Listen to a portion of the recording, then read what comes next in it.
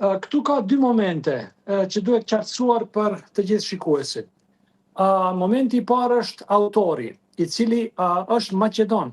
Autori I librit është I etnisë I përkatësisë maqedone, dhe ne në Republikën e Maqedonisë së Veriut duhet ta dini të gjithë që nuk kemi të drejtë të kemi autor shqiptar për librat shkollor.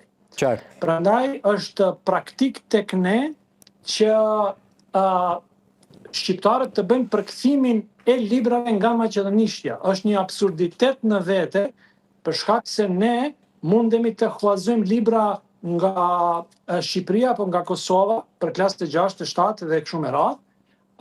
Por jo, kjo nuk është një rast për ne. Ne jemi të detyruar të përkthejmë librat nga gjuha maqedone.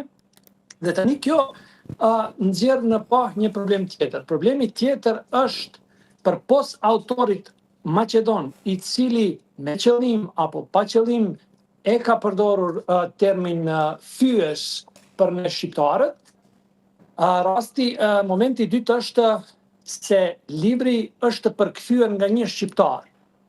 Dhe përpos asaj që përkthyesi paraqitet të jetë një inxhinier, nëse nuk gabohem, është I lektoruar nga një profesoreshe gjuhës shqipe në Universitetin e Shkupit.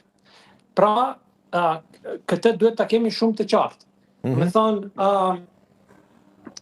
ne kemi bë përkthimin e asaj që është shkruar me qëllim apo pa qëllim, me media që ka qenë me qëllim, pasi që ka tendenca me vite me radhë, më vjen shumë keq që 35 vite pas pavarësisë Maqedonisë së Veriut, ne ende jemi duke u marrë me gjëra shumë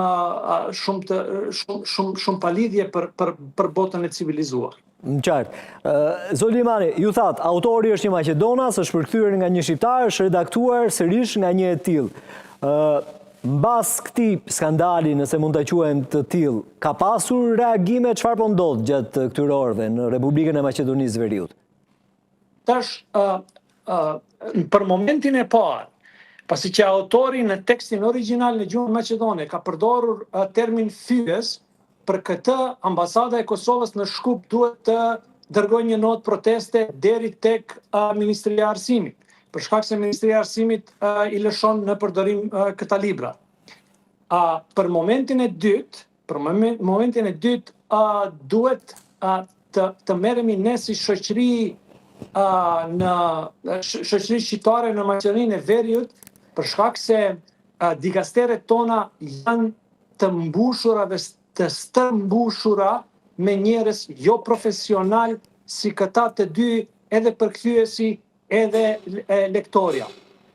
Pra, ne si taksapagues jemi duke përmbajtur kështu një jo profesionalizëm, jo vetëm tek këta dy njerëz, po zyrat tona, dikasteret tona janë të stërmbushura me njerëz mesatar, me njerëz që memzi kanë kaluar klasën.